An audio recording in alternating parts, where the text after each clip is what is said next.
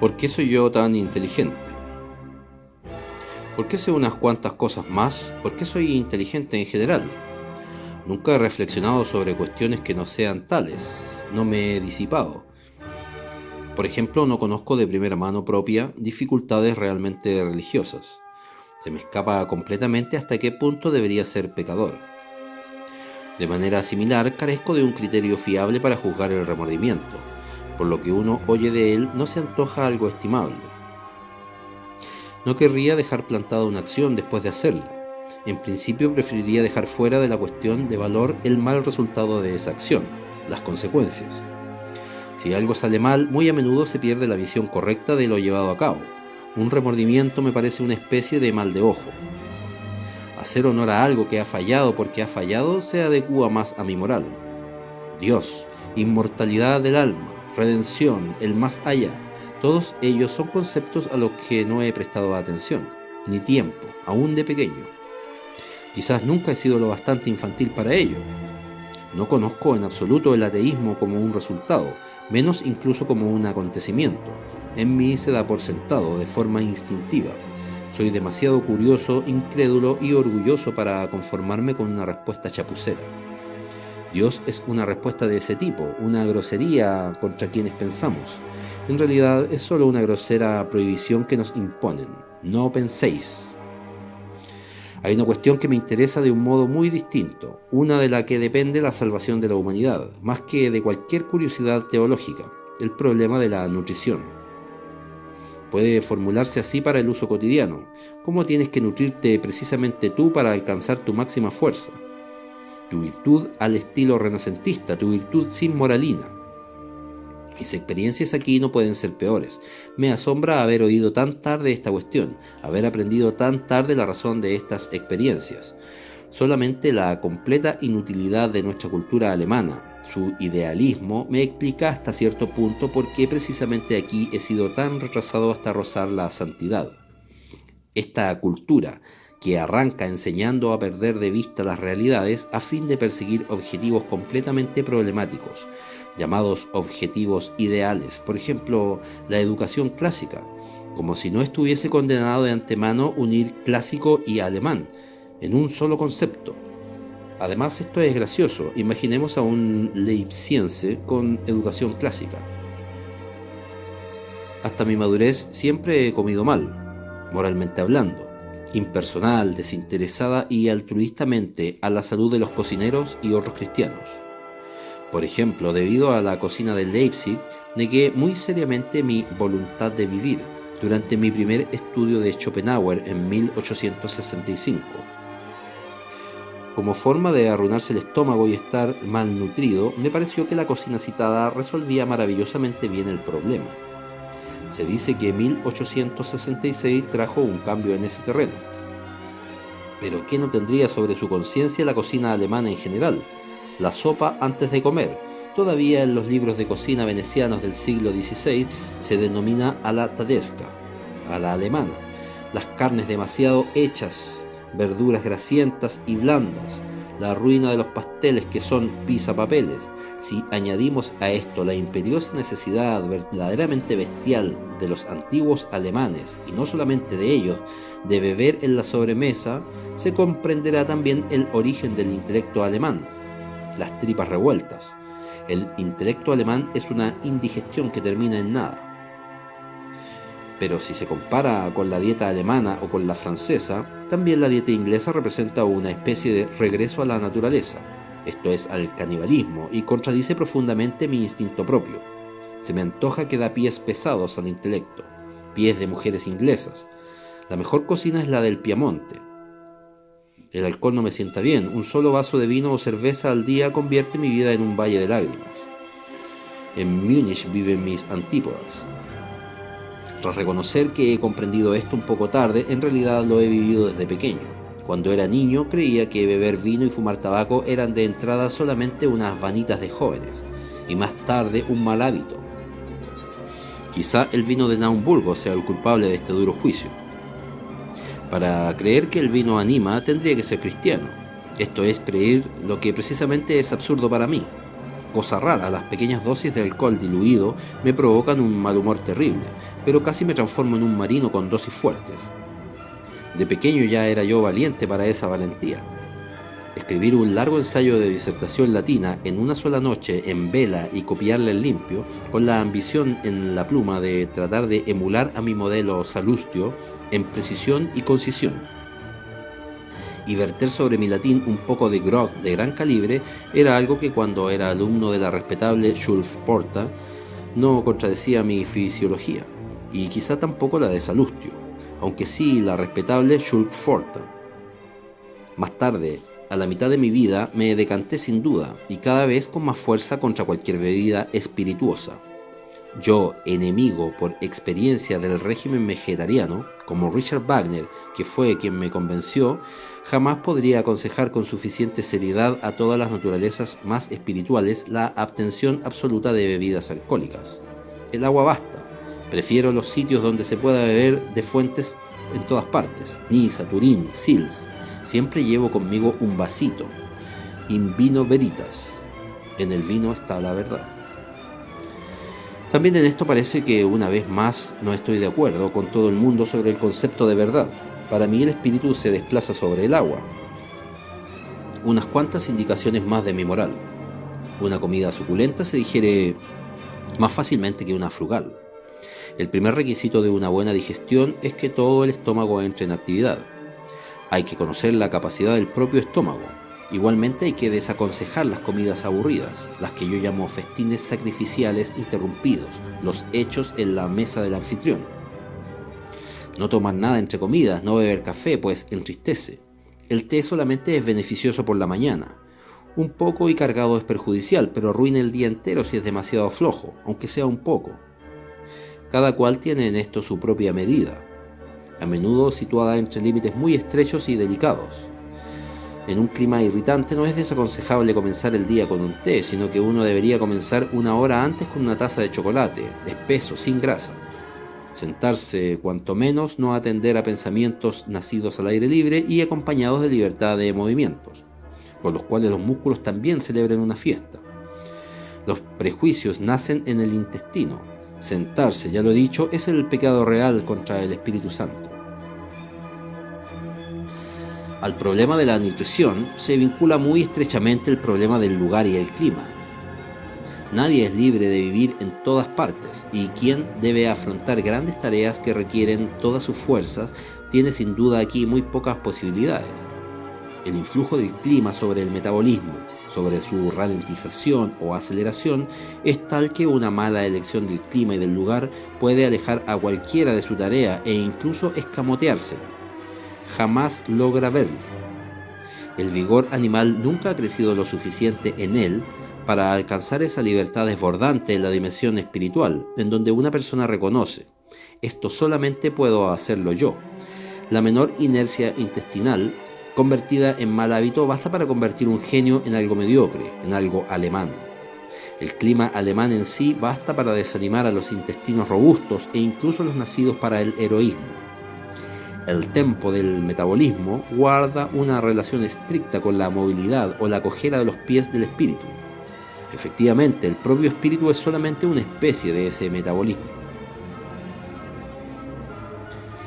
Enumeremos en qué lugar hay o ha habido intelectuales donde la agudeza, el refinamiento y la malicia formaban parte de la felicidad, donde el genio casi necesariamente tuvo su hogar. Todos ellos poseen una magnífica atmósfera seca. París, la Provenza, Florencia, Jerusalén, Atenas. Estos nombres indican algo. El genio está acondicionado por el aire seco y los cielos rasos.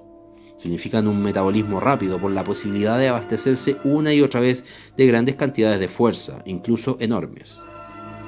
Pienso en un caso en que un espíritu consecuente y con inclinación a la libertad se volvió estrecho, en un retraído especialista y en un avinagrado solamente debido a una falta de sutil instinto climático. Y yo mismo podría haber terminado convirtiéndome en eso si la enfermedad no me hubiese obligado a razonar, a reflexionar sobre la razón de la realidad. Ahora, cuando tras mucha práctica leo en mí mismo el influjo climático y meteorológico como un instrumento muy delicado y fiable, e incluso en un corto viaje, digamos de Turín a Milán, verifico en mí fisiológicamente la variación en la humedad del aire. Reflejo con terror en el hecho aciago de que mi vida en los últimos 10 años solamente ha transcurrido en lugares falsos y realmente prohibidos para mí. Naumburgo, Schultforta, Turingia en general, Leipzig, Basilea, Venecia. Tantos lugares calamitosos para mi fisiología. Si no tengo un recuerdo grato de mi infancia ni de mi juventud, sería una estupidez achacarlo a las llamadas causas morales. Quizá la indiscutible falta de compañía adecuada, pues esta falta ha existido ahora y siempre sin que me impida ser alegre y valiente. La ignorancia en fisiología, el maldito idealismo, es la verdadera calamidad de mi vida, lo superfluo y estúpido en ella. Algo de lo que no pudo salir nada bueno y para lo cual no hay compensación alguna ni contramedida. Yo me explico que todos los errores, las grandes aberraciones del instinto y las modestias que me han apartado de mi misión en la vida son la consecuencia de este idealismo. Por ejemplo, que me hiciese filólogo. ¿Por qué no al menos médico o cualquier otra cosa que abra los ojos? En mi época de Basilea, todo mi régimen intelectual, incluido cómo utilizaba la jornada, fue un mal uso completamente insensato de fuerzas extraordinarias, sin cubrir de algún modo aquel consumo, sin reflexionar siquiera sobre el consumo y su compensación. Faltaba toda clase de egoísmo, toda protección procedente de un instinto dominante. Era equipararse a cualquiera, un desprendimiento. Olvidar la distancia propia, algo que nunca me perdonaré. Cuando me encontraba casi al final, porque me hallaba casi al final, me puse a reflexionar sobre esta sinrazón fundamental de mi vida, el idealismo. Fue la enfermedad lo que me llevó a la razón. La elección de la nutrición, la elección del clima y el lugar. La tercera cosa en la que uno no debe errar pase lo que pase, es al escoger la propia clase de esparcimiento. Aquí también, según el grado en que el espíritu sea sui generis, los límites son estrechos y lo que es útil cada vez más estricto. En mi caso, toda lectura es parte de mis esparcimientos, por tanto conforma lo que me libera a mí de mí mismo y me permite pasear por ciencias y almas extrañas, lo cual ya no me tomo en serio. La lectura me hace olvidar precisamente mi seriedad. En épocas de mucho trabajo nadie verá libros cerca de mí. No permitiría hablar y menos aún pensar a alguien cerca de mí, pues esto significaría leer. ¿Alguien ha observado realmente que durante la profunda tensión a la que condena el embarazo al espíritu y en realidad a todo el organismo, el azar y toda especie de estímulo externo influyen con demasiada vehemencia, golpean con demasiada profundidad? Hay que evitar, si es posible, el azar, el estímulo externo. Emparedarse dentro de uno mismo es parte de las primeras sensateces instintivas del embarazo espiritual.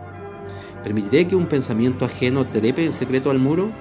Leer significaría esto. A las épocas de trabajo y fecundidad sigue el tiempo de esparcimiento. Acudid, libros agradables, ingeniosos e inteligentes. ¿Serán libros alemanes? Debo retrotraerme medio año para sorprenderme con un libro en la mano. ¿Cuál era? Un magnífico estudio de Victor Brochard, Les Sceptiques Grecs. En él se hace un buen uso de Miss Laertiana. Los escépticos, los únicos honorables entre ese pueblo de doble y hasta quíntuple sentido de los filósofos. Por lo demás, casi siempre me refugio en los mismos libros, fundamentalmente un número reducido que están demostrados para mí. Quizá no esté en mi naturaleza leer muchas clases de libros. Una sala de lectura me pone enfermo. Tampoco está en mi naturaleza el amar muchas clases de cosas. Mi instinto está hecho de cautela, incluso hostilidad contra los libros, más que tolerancia, generosidad de corazón y cualquier otro amor al prójimo. En el fondo vuelvo una y otra vez a un número reducido de franceses antiguos. Solamente creo en la cultura francesa y considero que todo lo demás que en Europa se autodenomina cultura es un malentendido, por no hablar de la cultura alemana. Los pocos casos de cultura elevada que he hallado en Alemania procedían de Francia, sobre todo la señora Cosima Wagner, con mucho la primera voz que yo he oído en cuestiones de gusto. Que no lea a Pascal, sino que lo ame como al más instructivo sacrificio del cristianismo asesinado con lentitud, primero en cuerpo y luego psicológicamente, con toda la lógica de la forma más atroz de crueldad humana que yo tenga en mi espíritu, y quién sabe, quizás también en mi cuerpo, algo de la picardía de Montaigne, que a mi gusto artístico defienda con ardor a Molière Corneille y Racine, contra un genio salvaje como Shakespeare, no excluye que también sean para mí una agradable compañía los últimos franceses. No imagino en qué siglo de la historia se podrían encontrar de un solo golpe psicólogos tan curiosos y tan delicados a la vez como en el actual París. Menciono como ejemplos, pues son innumerables, a Paul Bourget, Pierre Loti, Gibb, Meilhac, Anatole France, Jules Lemaitre, o por destacar a uno de raza fuerte, un auténtico latino a quien estimo particularmente, Guy de Maupassant. Entre nos prefiero a esta generación sobre sus grandes maestros, que están corrompidos por la filosofía alemana. Por ejemplo, el señor Taine ha sido corrompido por Hegel. A él debe su incomprensión de grandes hombres y grandes épocas. Alemania corrompe la cultura allí donde llega. La guerra es lo que ha redimido al espíritu de Francia. Stendhal, uno de los más bellos accidentes de mi vida, porque todo lo que marca una época en ella ha venido a mí por accidente, nunca por recomendación. Es totalmente inestimable con su ojo de psicólogo que todo lo anticipa, por su aprehensión de los hechos, que recuerda la proximidad del gran realista. Por la uña reconocen a Napoleón. Por último, y no menos importante, como ateísta honesto, una especie escasa y casi imposible de hallar en Francia, dicho sea en honor de Prosper Mérimée. ¿No siento yo un poco de envidia de Stendhal? Me quitó el mejor chiste de un ateísta, uno que yo habría podido hacer. La única excusa de Dios es que no existe. Yo mismo he dicho en algún lugar, ¿cuál ha sido la máxima objeción contra la existencia hasta ahora? Dios. El concepto superior del poeta lírico me lo ha dado Henry Heine. Busco sin encontrarla en los imperios de todos los milenios una música tan dulce y apasionada. Él poseía esa divina malignidad sin la cual soy incapaz de imaginar lo perfecto. Valoro el coraje de hombres y razas por el grado de necesidad con que conciben a Dios unido al sátiro. Y como maneja Heine el idioma alemán, alguna vez se dirá que él y yo hemos sido con mucho los primeros virtuosos de la lengua alemana, muy lejos de cuanto han hecho con ella los simples alemanes. Debo tener sin duda una gran semejanza con el Manfredo de Byron. He hallado en mí todos esos abismos. A los 13 años estaba maduro para esa obra. No tengo palabras, solamente una mirada para quienes osan pronunciar la palabra Fausto en presencia de Manfredo. Los alemanes son incapaces de todo concepto de grandeza. Sirva de prueba a Schumann. Solamente por rabia contra ese empalagoso sajón ha compuesto yo una antiobertura para el Manfredo. Hans von Bülow aseguró de ella que nunca había visto algo igual en papel pautado, que era un estupro perpetrado contra Euterpe. Al buscar mi fórmula suprema para definir a Shakespeare, solamente encuentro que concibiese el tipo de César. Algo así no se conjetura, se es o no se es. El gran poeta solamente se alimenta de su realidad hasta el punto que deja soportar su obra. Cuando miro mi Zaratustra, me pongo a caminar de arriba a abajo durante media hora por mi habitación, incapaz de dominar un insufrible sollozo. No conozco lectura más desgarradora que Shakespeare, lo que debe haber sufrido un hombre para necesitar un bufón. ¿Comprende la gente el Hamlet? Es la certeza, no la duda, lo que enloquece. Pero uno debe ser profundo, un abismo, un filósofo para sentir así. Todos estamos asustados de la verdad, y debo confesar, estoy seguro sin duda e instintivamente de que Lord Bacon es el iniciador, el animal autotorturador de esta atroz especie de literatura. ¿Qué me importa la penosa charla de esas confusas y planas cabezas norteamericanas? Pero la fuerza para la realidad más poderosa de la visión no es solamente compatible con la fuerza más poderosa para la acción, para lo monstruoso de la acción, para el crimen, incluso los presupone. No conocemos para nada lo bastante de Lord Bacon, el primer realista en sentido estricto, para saber cuánto ha hecho, querido y experimentado él dentro de sí. Y al infierno, señores críticos, si hubiese bautizado mi Zaratustra con un nombre ajeno. Richard Wagner, por ejemplo, la agudeza de 2000 años no habría bastado para adivinar que el visionario Zaratustra es el autor de Humano, demasiado humano. Ahora que hablo de los esparcimientos de mi vida, he de decir algo para expresar mi agradecimiento por lo que más profunda y cordialmente me ha entretenido. Ha sido sin duda el trato íntimo con Richard Wagner. El resto de mis relaciones humanas son banales, pero ni por todo el oro del mundo quisiera sacar de mi vida los días en Tribschen. Días de intimidad, serenidad, sublimes accidentes, de profundos momentos. Ignoro las vivencias que otros habrán tenido con Wagner. Nuestro cielo nunca se nubló. Con esto regreso a Francia, no tengo argumentos, solamente un gesto de desdén hacia los wagnerianos y todos aquellos que creen ensalzar a Wagner hallándolo semejante a ellos mismos, puesto que yo soy ajeno en mis más profundos instintos a todo lo alemán hasta el punto de que la proximidad de alguien alemán me indigesta. El primer contacto con Wagner fue también la primera bocanada de aire libre en mi vida. Lo sentí y lo reverencié como a tierra extranjera, como lo opuesto, como una protesta viva contra las virtudes alemanas. Nosotros, quienes de pequeños aspiramos el aire turbio de los años 50, somos necesariamente pesimistas sobre el concepto de alemán. Solamente podemos ser revolucionarios y jamás aceptaremos un estado de cosas donde predomine el santurrón. Me da igual que este hombre represente hoy la comedia vestido con colores distintos, que se vista de granate o vista uniforme de húsar. Bien, Wagner era un revolucionario que huía de los alemanes. El artista carece como tal de patria en Europa, salvo en París. La delicatez en los 5 sentidos del arte admitida por el arte wagneriano, la mano para las matices. La morbosidad psicológica solamente se hallan en París. En ningún otro lugar existe esa pasión por la forma. La seriedad en la puesta en escena es la seriedad parisina por excelencia. En Alemania se ignora la gran ambición que inspira en el alma de un artista parisino. El alemán es bondadoso, Wagner no lo era. Ya he hablado bastante en Más allá del bien y del mal sobre el sitio de Wagner, sobre sus parientes más próximos, el tardío romanticismo francés, esa especie altanera y seductora de artistas como Delacroix y Berlioz, con un fond de dolencia incurable en su ser, fanáticos de la expresión, virtuosos en su totalidad. ¿Quién fue el primer partidario inteligente de Wagner? Charles Baudelaire fue también el primero en entender a Delacroix. Baudelaire, aquel típico decadente en el que se ha visto reflejada toda una generación de artistas.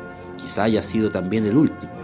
Lo que jamás le he perdonado a Wagner es que haya contemporizado con los alemanes y se haya convertido en un alemán del Reich, allí donde Alemania corrompe la cultura.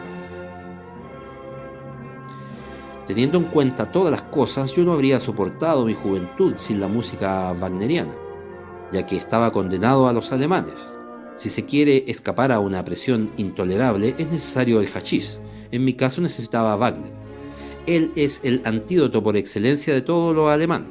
Ponzoña, no lo niego, desde que hubo una partitura para el piano del Tristán. Gracias, señor von Bülow. Fui wagneriano. Las anteriores obras de Wagner me parecían por debajo de mí, aún demasiado vulgares, demasiado alemanas. Sin embargo, todavía busco una obra con una fascinación tan peligrosa, una infinidad tan conmovedora y dulce como Tristán. Busco en todas las artes y no la hallo. Todas las cosas insólitas de Leonardo da Vinci pierden su encanto con el primer acorde de Tristán. Es el non plus ultra de Wagner. Descansó de ella con los maestros de cantores y con el anillo descansó de ella. En una naturaleza como la wagneriana, volverse más sano es retroceder. Creo una gran suerte haber vivido en el momento oportuno y adecuadamente entre alemanes, a fin de estar maduro para esta obra. Tan lejos llega en mí la curiosidad del psicólogo. El mundo es pobre para quien nunca ha sufrido lo bastante. Para gozar de esa voluptuosidad infernal está permitido, casi ordenado, aplicar aquí una fórmula de los místicos. Creo que conozco mejor que nadie las grandes hazañas que es capaz de realizar Wagner, los 50 mundos de éxtasis extraños a donde nadie más que él ha tenido alas para volar. Como soy lo suficientemente fuerte para aprovechar aún lo más incierto y peligroso, fortaleciéndome así, digo que Wagner es el gran bienhechor de mi vida. Somos afines al haber sufrido también uno por culpa del otro más profundamente de lo que serían capaces de sufrir nuestros coetáneos. y eso reunirá para siempre nuestros nombres. Igual que es cierto que Wagner es solo un malentendido entre los alemanes, también yo lo soy y siempre lo seré. Señores alemanes, hacen falta 2 siglos de disciplina psicológica y artística para empezar, pero algo así no se recupera. Aún tengo unas palabras para los oídos más selectos. ¿Qué quiero realmente de la música? Que sea alegre y profunda como un mediodía de octubre. Que sea singular, vivaracha, tierna, una dulce mujercita alevosa y encantadora. Jamás aceptaré que un alemán llegue a saber qué es música. Los llamados músicos alemanes, sobre todo los más grandes, son extranjeros, eslavos, croatas, italianos, holandeses o judíos. De lo contrario son alemanes de raza fuerte ya fallecida, como Heinrich Schütz, Bach y Händel. Yo mismo aún soy demasiado polaco para sacrificar el resto de la música a cambio de Chopin. Hago una excepción por 3 razones: el idilio de Siegfriedo de Wagner y quizás Liszt, que supera a todos los músicos en los acentos nobles de la orquesta, y finalmente todo lo nacido más allá de los Alpes. No puedo pasar sin Rossini, y menos aún sin lo que en mí sur en la música, la de mi maestro veneciano Pietro Gasti. Cuando digo más allá de los Alpes, digo solamente Venecia. Cuando busco otra palabra para decir música, la única palabra que encuentro es Venecia. No sé distinguir entre lágrimas y música, no sé pensar la dicha y el sur sin estremecerme de terror. En el puente me hallaba, un instante atrás en la noche parda. De lejos venía una canción, una gota de oro se deslizaba sobre la trémula superficie. Góndolas, luces, música. Ebrio se deslizaba hacia el ocaso. Mi alma, instrumento de cuerda, se cantó a sí misma, invisiblemente conmovida, temblando con dicha iridiscente. ¿Alguien escuchaba? En todo esto, al escoger alimentos, lugar y clima, esparcimientos, predomina el instinto de conservación, que se expresa de sin ambajes como instinto de autodefensa. No ver, no oír, ni dejar que se acerquen muchas cosas. Primera sensatez, primera prueba de que no se es un accidente, sino una necesidad. La palabra común para expresar este instinto de autodefensa es gusto. Su imperativo no solamente ordena negar cuando el sí manifestaría apatía, sino también decir no lo menos posible. Separarse, alejarse de aquello a lo cual habría que decir reiteradamente no. La razón de ello está en que las medidas defensivas, aún las diminutas, si se convierten en regla, en hábito, implican un extraordinario y del todo superfluo empobrecimiento. Nuestros grandes gastos son los pequeños y diminutos. Rechazar, no permitir a las cosas acercarse es un gasto. No nos llamemos a engaño, una fuerza desperdiciada con fines negativos. Solamente por la necesidad perpetua de defenderse uno puede debilitarse tanto que ya no pueda defenderse. Imaginemos que yo saliese de casa y encontrase en lugar tranquilo y aristocrático Turín, una ciudad alemana de provincias. Mi instinto debería bloquearse para repeler todo lo que trataría de penetrar desde ese mundo comprimido y cobarde. O imaginemos que encontrase una metrópoli alemana, ese vicio construido donde nada crece, donde todo lo bueno y lo malo procede de fuera. ¿No tendría que convertirme en un erizo? Pero tener púas es una extravagancia, incluso un doble lujo, cuando somos libres de no tener púas, sino manos abiertas. Otro acto de prudencia y autodefensa consiste en reaccionar, cuanto menos mejor, y eludir situaciones y relaciones en que se estaría condenado a, por así decirlo, mostrar la propia libertad, la iniciativa, y a convertirse en un simple reactivo. Tomo como metáfora el tráfico de libros, el erudito que fundamentalmente husmea en los libros, el filólogo, medio ojea unos 200 cada día, termina perdiendo totalmente la capacidad de pensar por sí mismo. Si no husmea libros, no piensa, responde a un estímulo, un pensamiento que ha leído. Al pensar, al final solamente es reaccionar a lo que se hace. El erudito dedica sus fuerzas a decir sí y no, a la crítica de lo que ha sido ya pensado. Él mismo ya no piensa. El instinto de autodefensa se ha podrido en él, en caso contrario se defendería frente a los libros. El erudito es un decadente. Esto lo he visto yo mismo, naturalezas bien dotadas con una constitución rica y libre que a los 30 años han leído hasta la ruina. que han quedado reducidas a fósforos que se deben rascar para que chispeen, pensamientos. Al rayar el alba, con el frescor y en la mañana de las propias fuerzas, llamo depravado al acto de leer un libro. En este punto ya no puedo evitar contestar con sinceridad a la pregunta de cómo uno llega a ser lo que se es. Y con ello toco la obra maestra en el arte de la propia conservación, del egoísmo, suponiendo que la tarea, la destinación, el destino de esa tarea sobrepase la medida ordinaria, el mayor peligro sería acometer esa tarea. El llegar a ser lo que se es presupone que no se tiene la menor idea de lo que se es. Desde este ángulo hasta las torpezas de la vida, los atajos momentáneos y errados, los retrasos, las modestias, la seriedad malgastada en tareas situadas más allá de la tarea, tienen su propio sentido y su valor. En todo esto puede expresarse una gran prudencia, incluso la más alta. Cuando el «conócete a ti mismo», «non se te ipsum», sería la fórmula para extinguirse, entonces se transforma en la propia razón.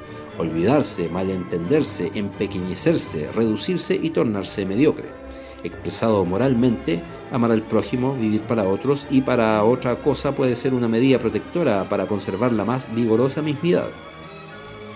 Este es el caso excepcional en que tomo partido por los impulsos desinteresados en contra de mi regla y mi convencimiento. Ellos trabajan aquí al servicio del egoísmo, de la autodisciplina. Toda la superficie de la conciencia es una superficie limpia, de cualquiera de los grandes imperativos se debe mantener libre de imperativos. Cuidado incluso ante toda palabra grande, ante toda gran pose, peligro puro de que el instinto se entienda demasiado pronto. Mientras la idea organizadora llamada a regir sigue creciendo en la profundidad, empieza a dar órdenes. Nos saca lentamente con su guía de los atajos y sendas erradas. Prepara cualidades y capacidades de antemano que alguna vez demostrarán ser imprescindibles como medios para el todo. Una tras otra desarrolla todas las facultades servidoras antes de dejar oír algo de la tarea dominante, de la meta, el fin, el sentido. Vista desde este ángulo, mi vida es simplemente inusitada. Para la tarea de una reevaluación de los valores, quizás eran necesarias más facultades las que jamás han convivido en un solo individuo. Capacidades opuestas, sobre todo también sin que puedan estorbarse y destruirse entre sí. Graduación de las capacidades. Distancia, el acto de separar sin enemistar, no confundir nada, no reconciliar nada. Una gran multiplicidad, que empero es la antítesis del caos. Esta fue la condición previa, la larga y secreta labor y el arte de mi instinto. Su protección suprema se mostró tan fuerte que en ningún caso ha llegado a presentir lo que crece en mí, que todas mis fuerzas aparecieron de prontas ya maduras, en su definitiva perfección. En mi recuerdo falta que me haya afanado alguna vez, no se pueden hallar en mi vida atisbos de lucha, soy lo opuesto a una naturaleza heroica. No conozco por propia experiencia el querer algo, aspirar a ello, proponerse un fin, un deseo. Aún ahora contemplo mi futuro, un extenso futuro, como un mar calmo donde ningún deseo se riza. No deseo que algo se torne diferente de lo que es, tampoco yo quiero volverme diferente. Sin embargo, siempre he vivido así. Nunca he albergado deseos. Soy alguien que tras cumplir los 44 años puede decir que nunca se ha afanado en poseer honores, mujeres o dinero. No es que haya carecido de ellos. Así, por ejemplo, un día llegué a catedrático de la universidad. Jamás se me había ocurrido algo así, pues entonces apenas tenía yo 24 años.